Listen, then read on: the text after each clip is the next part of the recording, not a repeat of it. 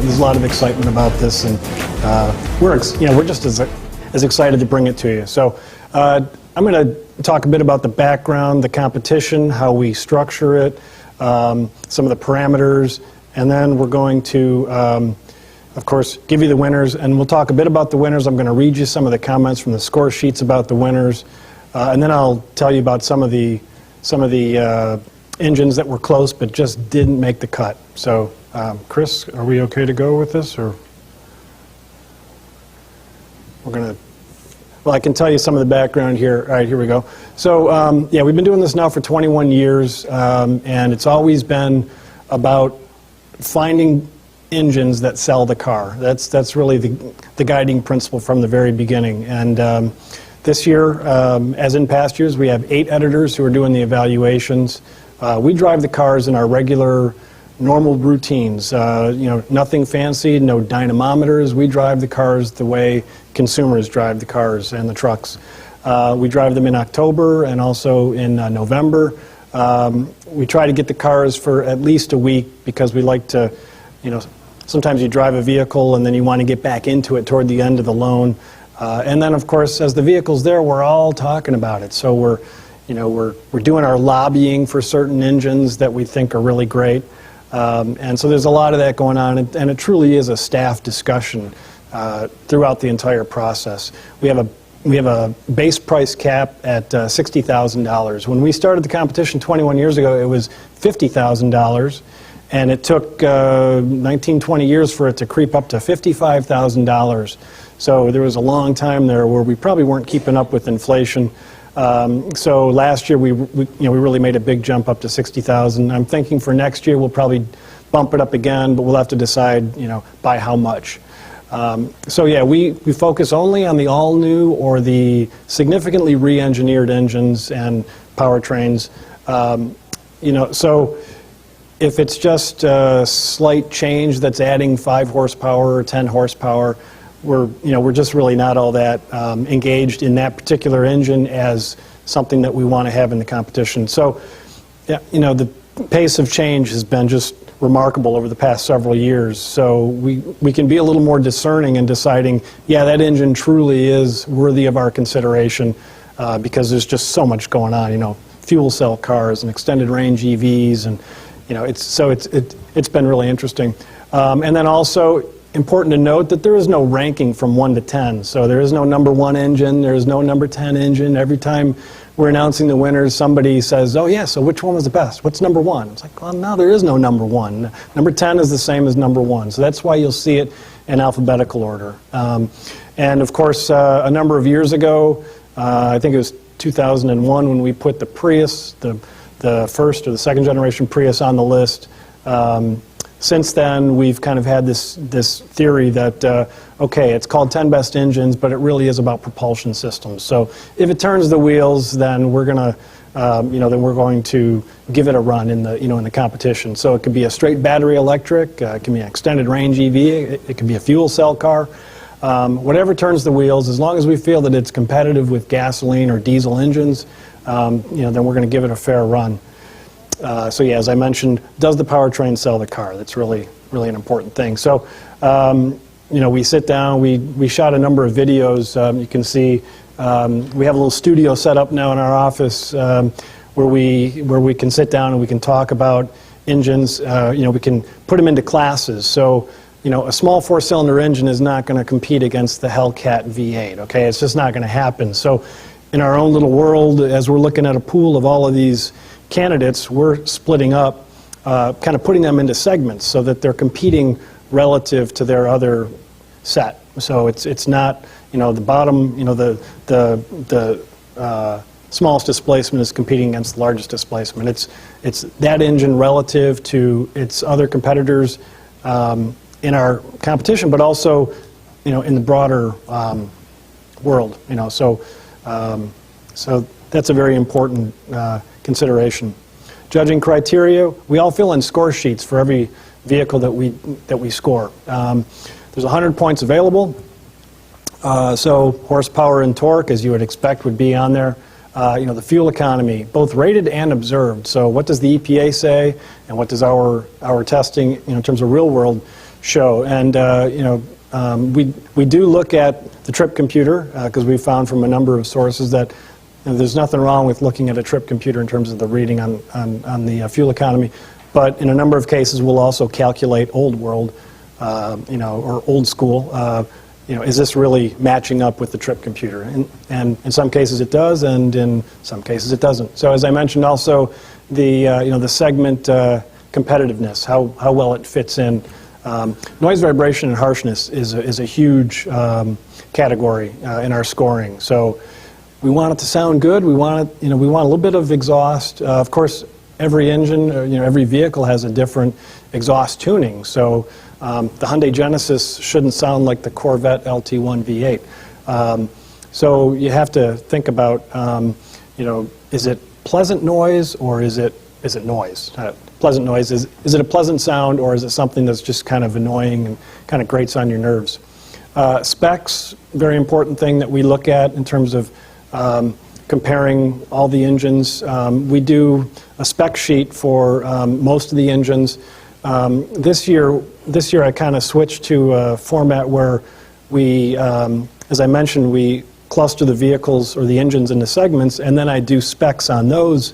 So like with the electric vehicles that we had 4 electric vehicles in, and they were all in at the same time, which is very interesting. And then I stacked them all up. So this is, this is the capacity of the battery, this is the range, this is how long it takes to charge them up, this is the price, this is the curb weight, and this is the 0 to 60 speed. So that's the way we kind of look at the specs. We want to make sure that what we're picking is truly justifiable from the basic numbers. And then also a very important category is the technology on board. What's new about it? What is compelling? What is raising the bar in terms of new technology?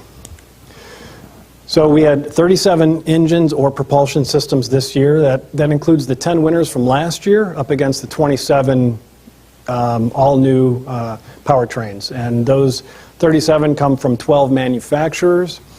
We had 22 turbocharged engines among the 37.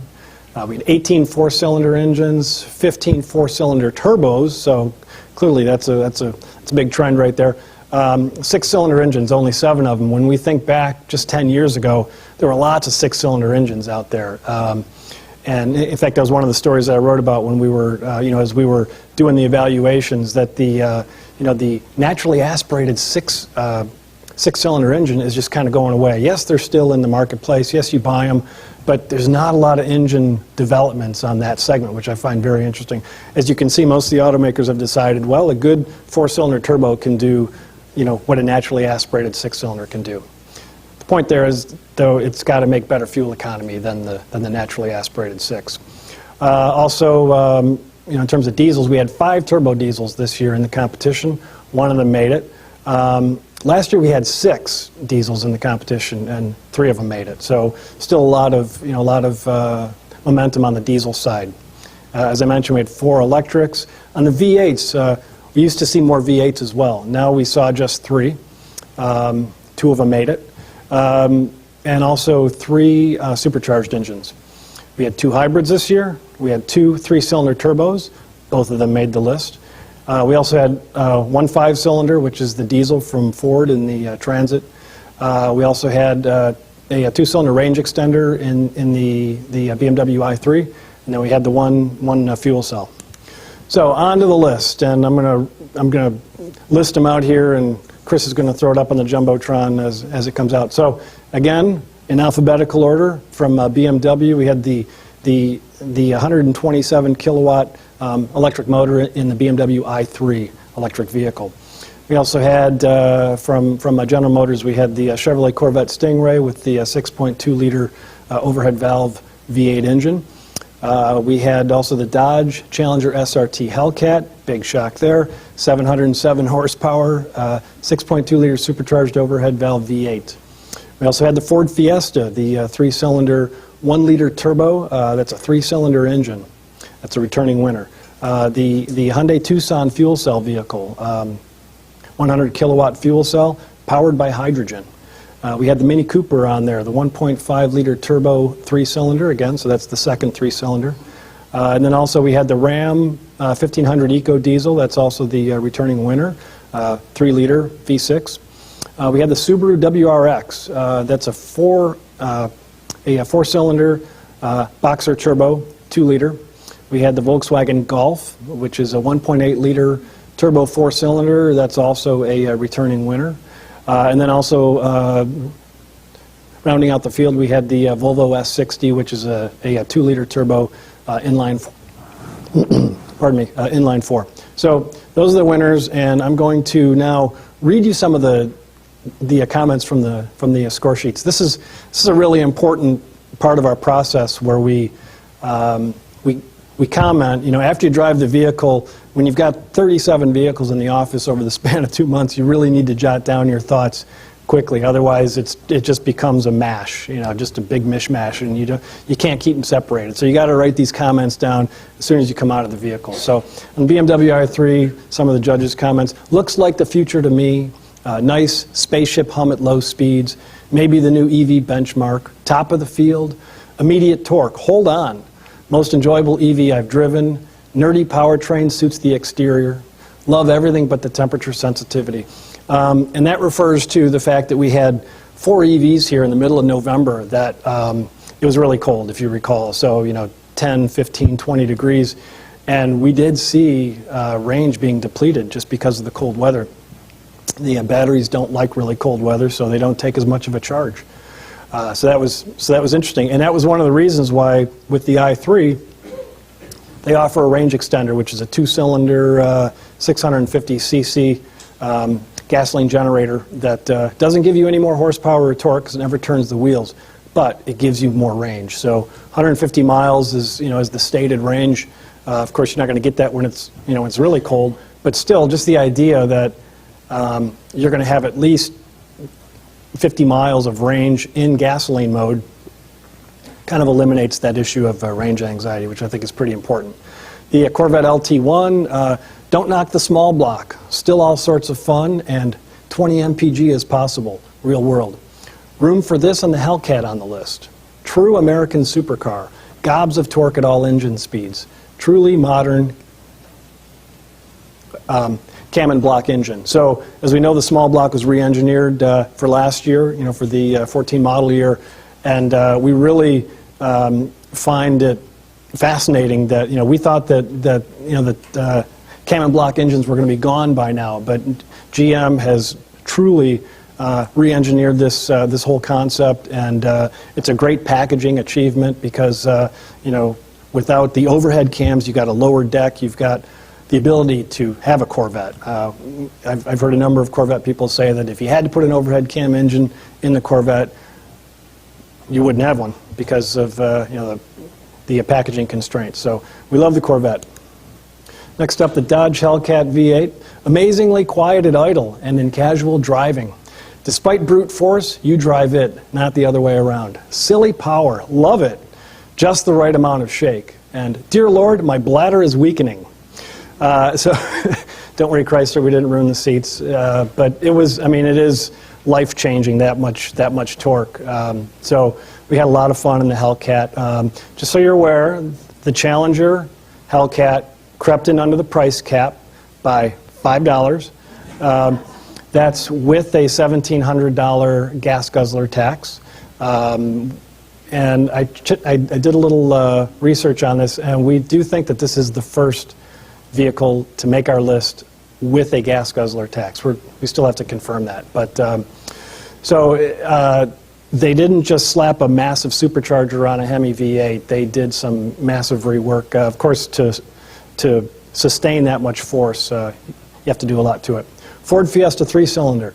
Squeezing 123 horsepower per liter out of this little guy is impressive. Better than expected NVH, especially at freeway speeds. One of the most fun to drive cars in the group. Hard to get below 35 miles per gallon in any driving situation. And price is a huge issue. As I'll refer to some of the other vehicles, we're really proud, even though the Hellcat was knocking on the door of the price cap, and also the Corvette was up there pretty high. We've got some really fine, affordable vehicles that everybody can, they can be on anybody's shopping list, and of course the Fiesta is one of them. The Hyundai fuel cell vehicle. Found myself sneaking past 80 miles per hour without realizing it, Audi style. workhorse CUV with less range anxiety than an EV. Got to start somewhere with FCVs. Responsive when needed. Hyundai leadership needs to be recognized, and that's one of the most important points here. That Hyundai, we know that Hyundai's got to be taking a bath on this vehicle because it's got to be insanely expensive to get this vehicle out there. It's available only in California, and it's not the first time that we've picked a vehicle like this. There have been EVs that have made our list that were focused primarily on California. But just the fact that they've executed this vehicle, it drives so smoothly. You can't really tell that there's anything wonky about the powertrain.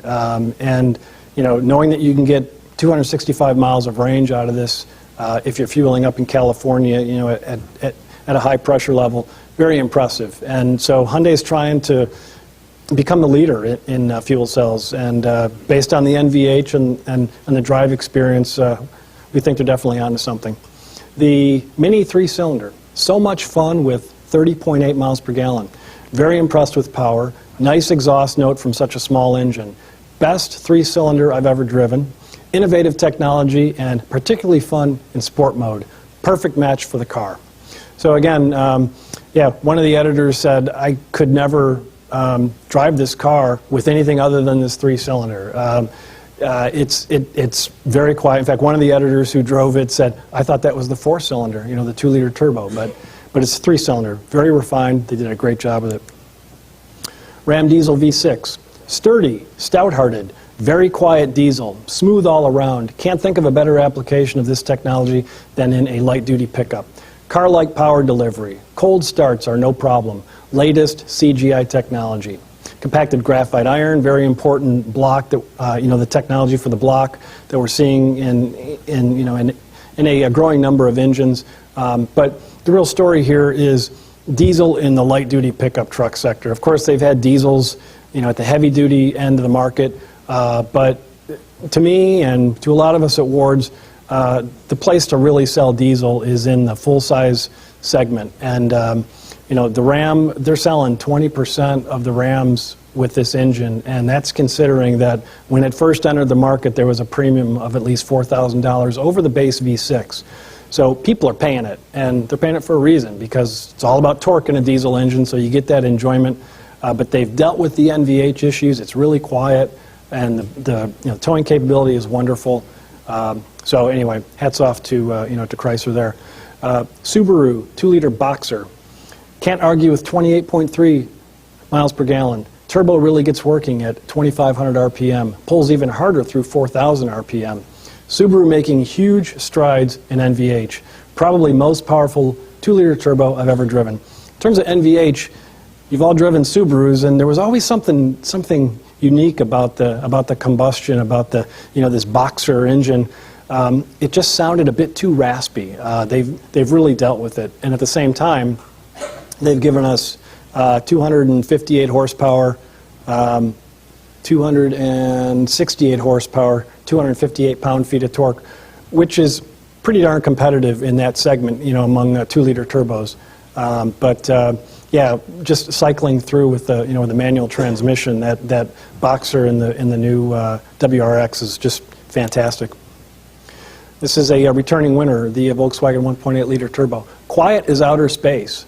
For $21,000, a much better value than basic entry-level car. Still the benchmark among 4-cylinder turbo NVH. One of my favorites.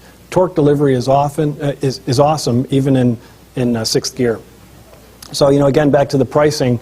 That's $21,000 sticker. So in this case here, we are actually seeing automakers achieving true downsizing with the fuel economy and still having enough power and torque to move this car. This was in the Golf. Last year we tested it in the Jetta, which was more expensive, which was heavier.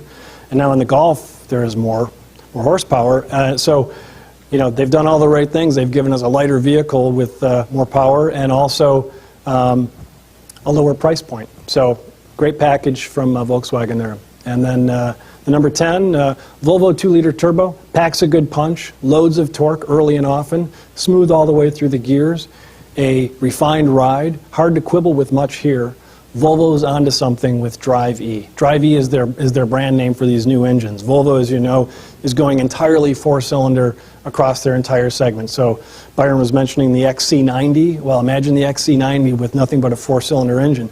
Until we were driving these engines, I would think that sounds crazy. But Volvo has some excellent 2-liter turbos out there. This one that we picked is the T5, which is only turbocharged. We also have the T6, which is turbo and supercharged, and that one's making 302 horsepower. This one that we picked is making 240.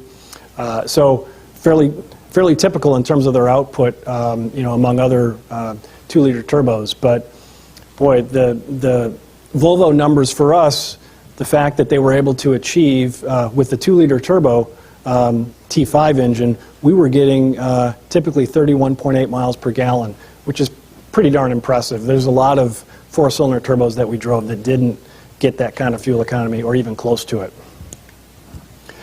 These are some of the engines that were close but didn't make it, and this is, of course, in alphabetical order. We like the Acura RLX Hybrid, the Audi S3, the Audi S5, BMW X5, Cruise Diesel, Fiat 500e, which is the electric vehicle, the Hyundai Genesis V8, the Kia Soul EV, Mercedes C400, and then also the Volkswagen Golf TDI. And it's probably worth noting that these four here, from the S5 down to the Fiat 500e, these were all returning winners. We love the S5, but the reason it didn't make it this year was that they haven't done anything to it. So as I mentioned earlier, we are inundated with new technology. The market is just, it's like the Wild West out there. There's so much going on that if you're looking for a reason to boot an engine, it's got to be that, well, they haven't done anything to it. And we've got this whole batch of other new engines that are really compelling. The BMW X5, again, really nice, love it. They're selling, a pretty good take rate on the diesel in the X5 as well, and that X5 is all new. But our thinking was the Ram diesel is more relevant because they're going to sell more Rams than they're going to sell, BMW X5s, and we really think in the segment of the light-duty pickup truck, the diesel is really important. At the smaller diesel end, the Cruise and the Volkswagen TDI, these were going head-to-head. And, of course, the TDI is all new, from the king of diesel, Volkswagen. But the TDI did better than the Cruise in terms of fuel economy in our testing. Both very capable products. NVH is quite good. But there's only 10 slots. So those two fell by the wayside. We were also, some people on the staff were gunning for the Mercedes 3-liter twin-turbo to supplant the S5 supercharged Audi V6, but again, only 10 slots, and the Mercedes didn't quite blow us away. We still think that S5, even though they've done nothing to it for so many years, is just amazing. Trends to take away from from our competition. We only had 4 returning winners. In past years, it would generally, sometimes we'd have as many as 5 or 6 returning winners. But as I mentioned, such turnover and churn in the powertrain world that there's so many new engines to consider. So the only 4 returning winners were from the Corvette, Fiesta, Ram, and the Volkswagen 1.8 liter. As I mentioned, there's something for everybody on this list. It's the powertrain Big Ten. It's like the Rainbow Coalition. There's, from the fuel cell zero emission vehicle to the Hellcat at 707 horsepower, there's something there for everybody. And affordable, as I mentioned, Fiesta, Mini, and Volkswagen, all with base prices below $20,000. And interestingly, those 3 that, all 3 of them making our list, those were the 3 least expensive vehicles that we evaluated. I found that very interesting. So, the muscle car lives on with vehicles like the Corvette and the Hellcat, and so does the downsizing trend, as you saw by all the 4-cylinder engines, and now these 3-cylinder engines. And then also more fuel cells are coming. I think Christy and some others mentioned all of the all the hydrogen developments that are in works. We've got GM and Honda working together. Of course, the Toyota Mirai is going to be coming along. So get ready for that.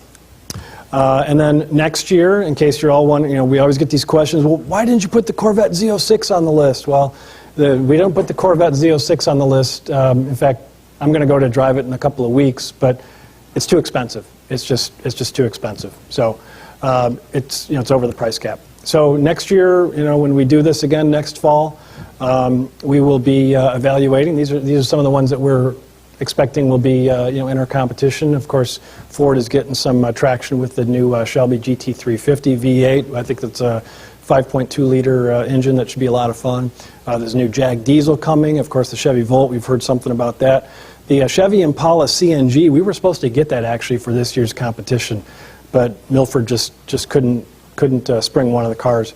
And then, of course, also from GM, the new diesel. There's a 2.8-liter four-cylinder diesel that's coming in the GM midsize pickups, which will be very interesting. So that is all that I have, and thank you very much.